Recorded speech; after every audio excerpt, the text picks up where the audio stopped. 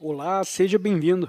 Eu espero que o conteúdo desse vídeo seja muito útil para você no dia de hoje. Deixo o convite para você se inscrever no canal e compartilhar o conteúdo com quem você quiser. Um cientista que analise o budismo deve observar imediatamente algumas semelhanças entre ciência e budismo. Em primeiro lugar, ambos se omitem quanto à questão da existência de Deus. Não negam nem afirmam. Talvez seja correto afirmar que não se trate tanto de desinteresse total pelo assunto, já que a compreensão do problema não pode ser colocada em termos tão simples sem que perca todo o sentido. Para as questões de fato importantes da vida, não pode haver meras respostas sim ou não. E ademais, com muita frequência, a questão não se justifica em primeiro lugar. Assemelham-se também no fato de se basearem firmemente na experiência. Afirma o Dr. D.T. Suzuki que nada existe no budismo que não se fundamenta na experiência. Tanto a ciência, executando-se a matemática, quanto o budismo possuem caráter prático e entendem o mundo como ele é, ou era, realmente. E não como um mundo ideal e hipotético.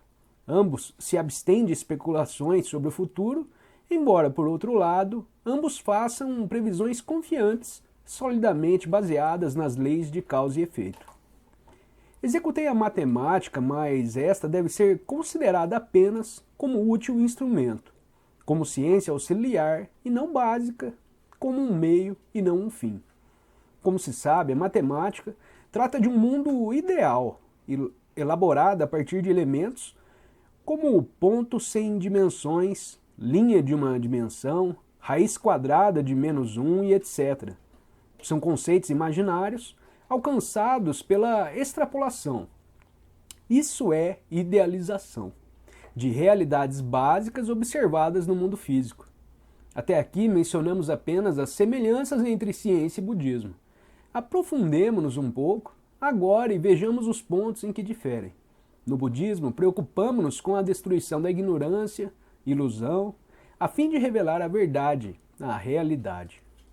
Ao que muitos replicariam ser também esse o objetivo da ciência, que esta constitui a busca da verdade.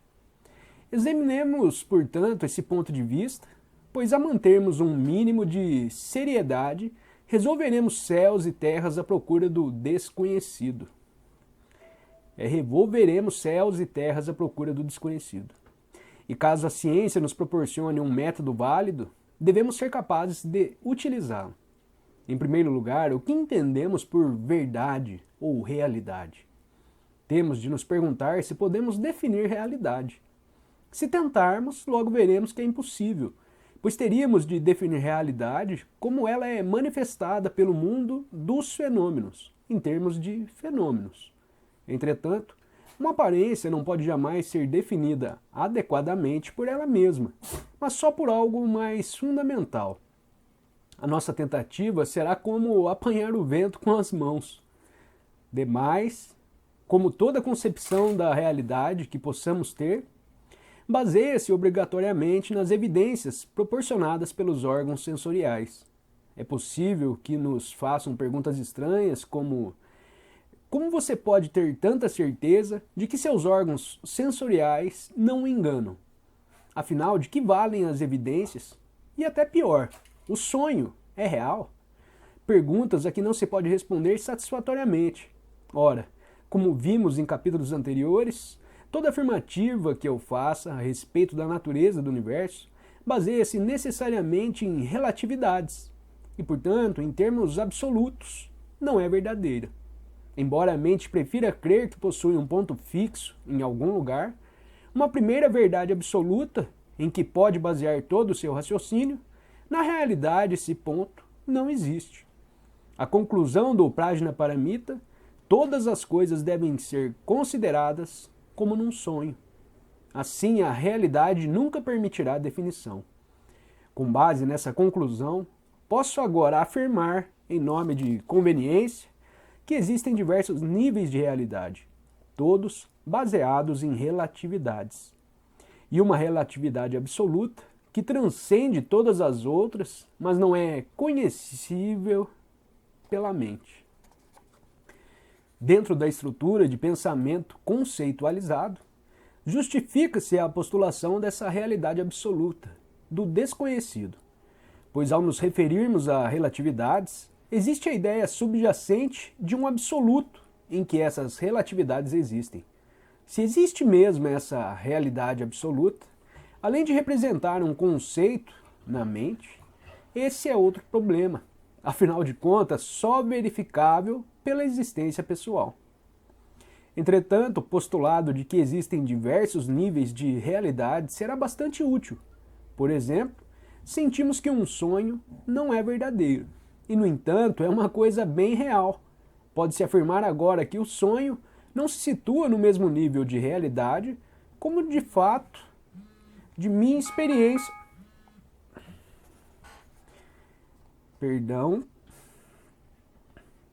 Pode-se afirmar agora que o sonho não se situa no mesmo nível de realidade como um fato de minha experiência acordada, mas que o fato pode ser insubstancial quanto um sonho, em comparação com o absoluto.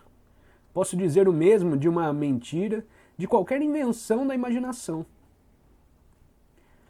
O ego, isto é, a ideia... Gente, só um segundo de novo. Meu celular está meio maluco aqui. Pronto.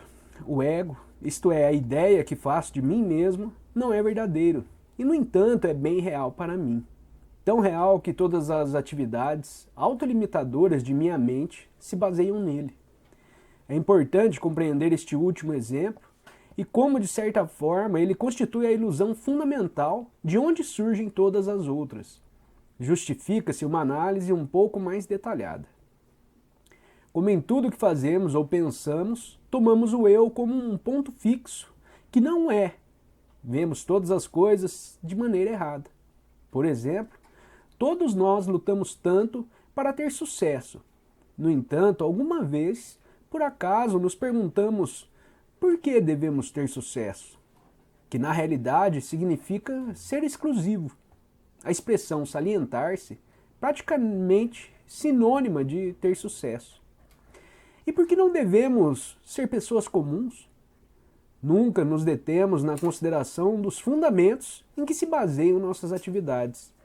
Pelo contrário, com demasiada frequência estamos até prontos para matar, e até para o suicídio através de úlceras estomacais e da estafa. Por causa desse enganoso prêmio do sucesso, ou talvez apenas para nos igualarmos às pessoas mais comuns.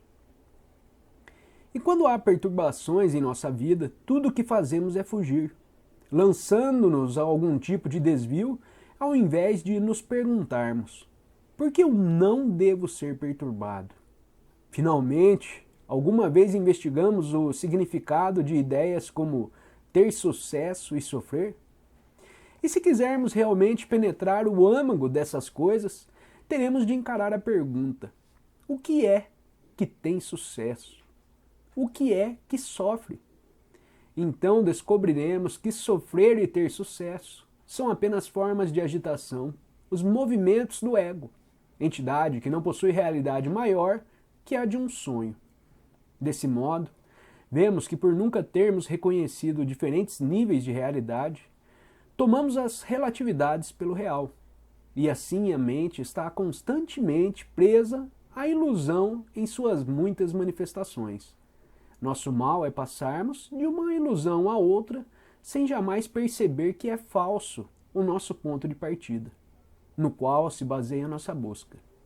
Assim, qualquer outra conclusão que cheguemos também é falsa, e dessa forma prosseguimos em nossa agitação.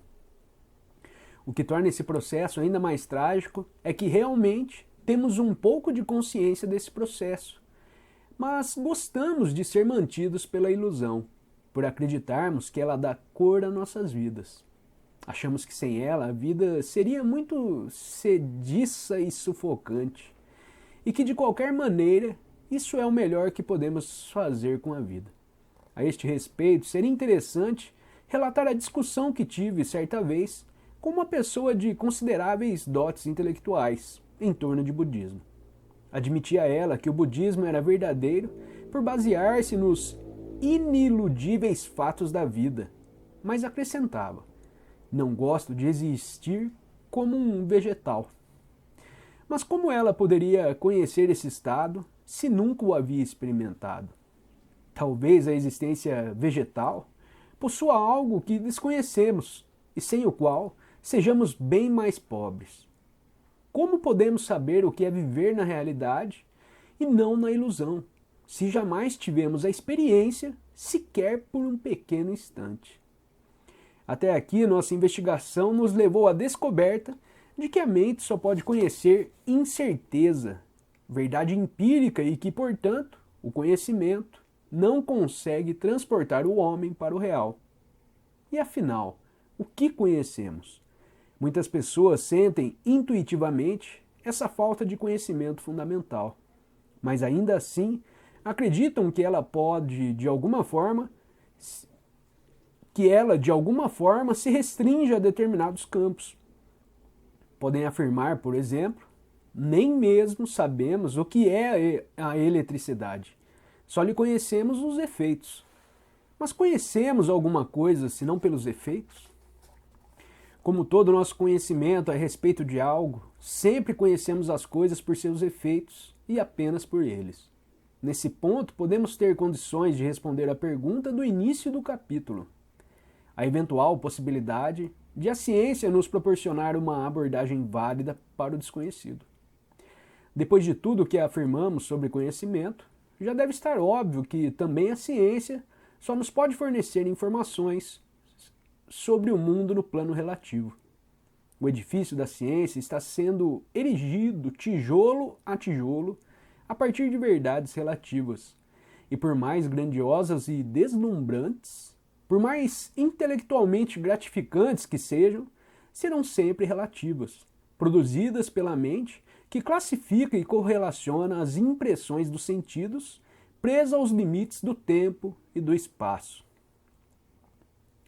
Notinha aqui: o chamado conhecimento científico não se encontra de modo algum esgotado e por esse motivo aguarda futuras correções, pois confina-se a uma esfera de suas próprias limitações. Dr. D.T. Suzuki, do livro Zen e Budismo Japonês. Segue a leitura. A este respeito, é interessante mencionar aqui uma controvérsia publicada na seção de cartas do The New Scientist. De início, uma missivista perguntou aos leitores da publicação se a ciência deveria ser considerada como busca da verdade ou se talvez era algo por inteiro diferente. Supondo-se uma experiência imaginária em que se pesaria um recipiente de vidro numa balança de laboratório da maneira mais precisa possível e que depois se repetiria a pesagem em balanças ainda mais precisas. Chegaria, por acaso, o momento em que o peso obtido não mais se alteraria, por exemplo, um peso certo? Em outras palavras, ele perguntava se existe o peso absolutamente correto ou se este é apenas um conceito em nossa mente. Naturalmente, a resposta é que nós mesmos criamos o conceito de peso, de maneira bastante arbitrária, com base nas relatividades, e que, portanto, não podemos esperar uma resposta absoluta. De fato, existe apenas uma complexa inter-relação entre o objeto, o mecanismo da balança, a força da gravidade, as condições físicas relativas ao tempo e, por fim, nossa mente, que deseja expressar esse relacionamento em termos de quantidade. Uma das pessoas que responderam acertou bem na mosca ao fazer a seguinte apreciação do método científico. Dizer que um cientista busca a verdade é empregar um coloquialismo que, interpretado ao pé da letra, pode nos iludir quanto à correta natureza do mundo físico. Na tentativa de explicar um fenômeno natural, o cientista não procura algum fenômeno verdadeiro subjacente, mas tenta inventar uma hipótese ou modelo cujo comportamento será o mais próximo possível do comportamento do fenômeno natural observado.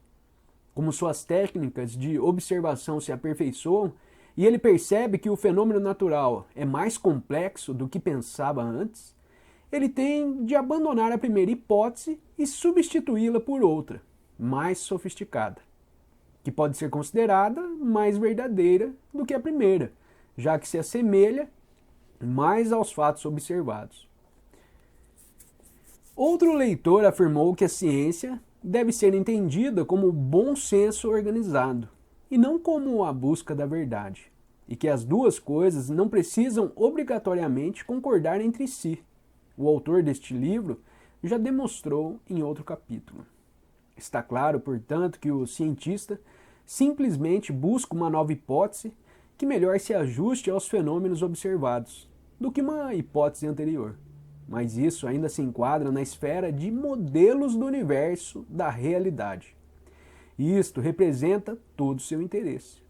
Desse modo, ela não busca a verdade, caso contrário, abandonaria imediatamente o esforço de reconstrução da realidade por meio de modelos e equações matemáticas, que no máximo podem ter tanta relação com a realidade quanto uma imagem fotográfica com o seu original.